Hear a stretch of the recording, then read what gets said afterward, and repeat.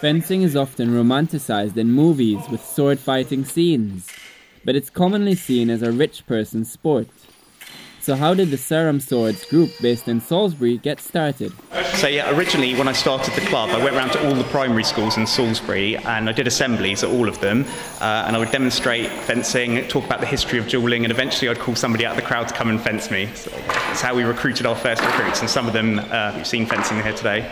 And with John trying to make it more accessible, what are some of the benefits of fencing? And it's great exercise. It's really good for agility, balance and coordination. You burn off loads of calories, you're getting really fit, but you don't notice it because you're having so much fun sword fighting. And even as you get fit without realizing it, it exercises other areas that you mightn't have thought of. It's like physical chess. So it's like you're doing a shuttle run and you're trying to outthink your opponent. And the better fencers, they're thinking 2-3 moves ahead of their opponent. So it's a real mind game as well on top of that. So yeah, it's really challenging. So in addition to being able to outwit your opponent, he believes it also helps develop resilience.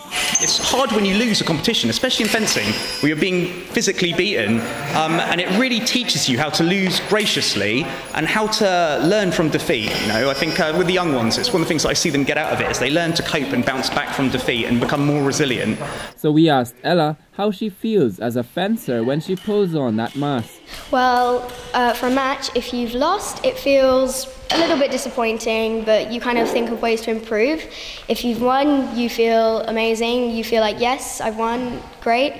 At the end of a fencing session, you feel really exhausted and you feel like you've taken a lot out of the fencing session.